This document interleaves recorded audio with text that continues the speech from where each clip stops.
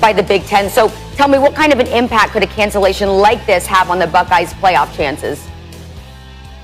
I don't think it's going to have a huge impact on Ohio State's playoff chances. I think other teams, because Ohio State has looked so dominant, and I think they will continue to do that in the games played, I think that they're still going to have a chance. I think it's for the outliers and the teams that the committee's not really sure on. I think that's where this season takes the hits. But I want to encourage the committee and all of the different conferences, the commissioners, that this is a year of adjustments. This is a year where we have to be willing to adjust. Listen, y'all know that I love the tradition of college football. But if there's a year to change, to adapt, to grow, to be able to figure out something that works best for these student athletes, this is that year. And so I want to see people continue to adjust, to work. Listen, the best teams are not the teams with the best game plan. They're with the best adjustments. That's the same with the NCAA, with the commissions. They need to be the best in adjustments to support these teams, coaches, and players.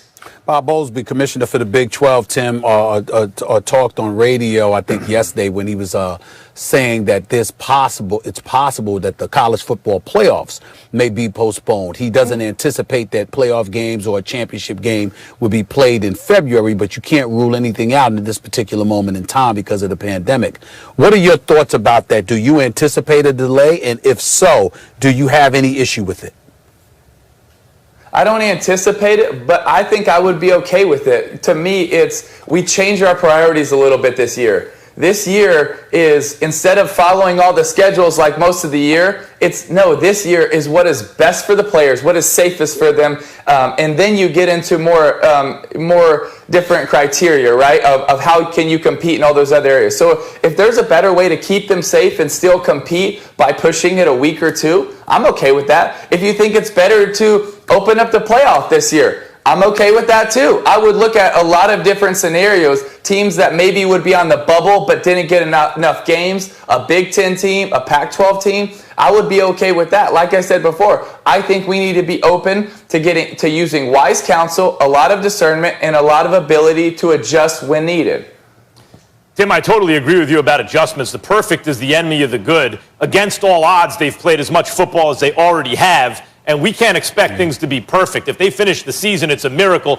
But they should have had these contingency plans in place. We knew November there'd be a spike. We're up over 120,000 cases a day. But we knew there would be a spike. You would think they would figure out, they would have something in store. What have you heard about the level of preparation in the event that these things happen? Because we knew it was coming.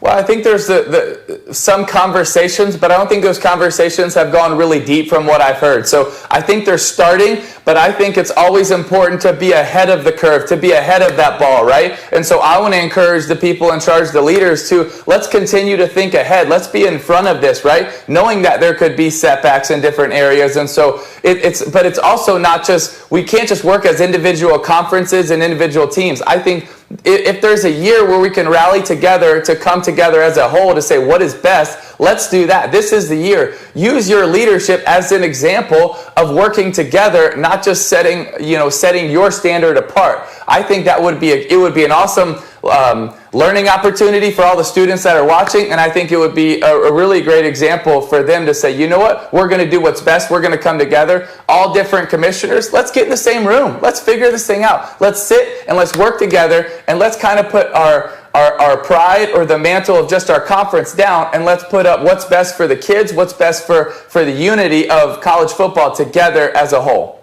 Listen, you're not a doctor, and I'm not asking you to be, and I don't want it to be taken that way. But as a former, Heisman Trophy winning elite athlete on the collegiate level, I ask you this question: when you hear about these guys testing, like Maryland players, 8 different players testing positive and what have you, we all have our thoughts about how you can contract it or whatever. You could be completely innocent or whatever the case may be. What are your thoughts about that in terms of how they may have contracted this? And is there anything at all that you believe football programs in particular could be doing to alleviate some of this?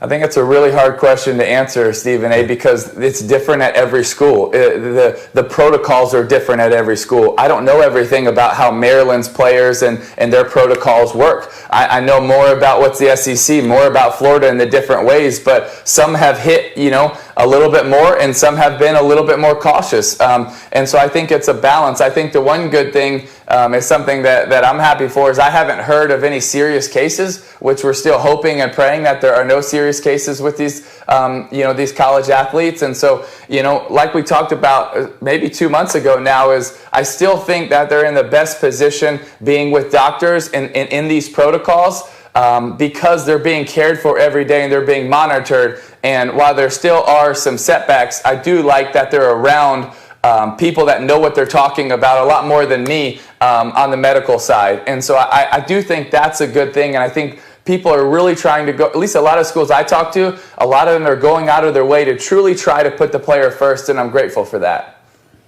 Well, talking about setbacks, we know Trevor Lawrence has missed 2 games. A lot of people now putting him maybe aside as far as winning the Heisman. Who would you say is your Heisman frontrunner? I think number 1 right now would probably be Mac Jones, and that's just a tiny bit over Trevor. I mean a tiny bit. I think Trevor in the next few weeks, next few games, has an absolute shot to win it. I'm just going a tiny bit because Max played a little bit superior against a few better teams and played better competition. But this is still a super close race. I'll also throw Kyle Trask in there from the University of Florida. But I think there's a lot. And when Justin Fields plays more games, I think he's going to be right in the mix. And I think there's a lot of players. I think the Heisman is absolutely up for grabs. I think there are some front runners, but I think this thing is wide open for someone to come and have those Heisman moments down the stretch to really take it, if they have enough games. Absolutely. Meantime, DJ Uiagalelei, did I pronounce that right? I think I got it. Uiagalelei. I don't know about that. You could see. Yeah, we're a first name basis, but it's cool. Yeah. Right. We can see that he can play, but it does highlight a player's value when you get upset, if you call that an upset, I think you can, in your absence, right? So Trevor Lawrence is due to be back next week. What does this mean for Clemson? Well, I think what does this mean for the playoff picture? How do you look at Clemson with Trevor Lawrence back? Do you look at them as 1, 2, or 3, or 4 like they're ranked right now?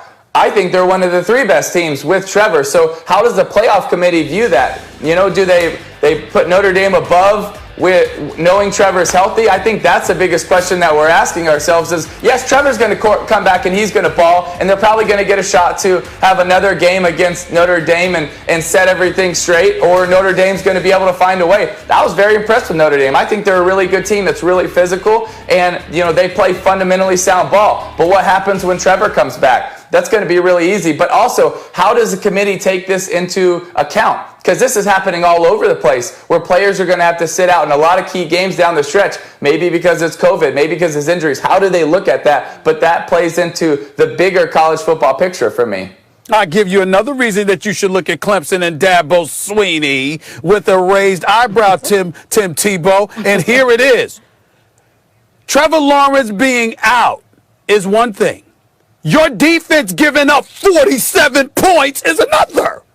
I mean, are we going to talk about this defense of the Clemson Tigers? I'd like to hear what your take is on that, Tim Tebow. Well, I don't think they played their best game by any means, but I think you look at it as a whole and you need to take everything into account. It was a night game. They had several players out injured. It went into overtime, so there's multiple scores in overtime, so that plays into account. So you can't just look at it as a regular game. So I think all those things you take account. Was it a great game plan? No. Was it even a good play-in by the defense? It was average for them. I think Brent Venables is still one of the best, but you know what? I thought Notre Dame had a great game plan. They made some big plays. They competed to the end. It went in overtime, so that skews the numbers a little bit. They also had injured players. But watch how Clemson bounces back. Listen, we need to remember history, right? Not because it always repeats itself, but because we can learn from it. Learn from it from several years ago with Pitt and Syracuse and all the different games where Syracuse has stumbled a little bit, and then they bounce back. Dabo is one of the best at bouncing back from different games like this where they either win or they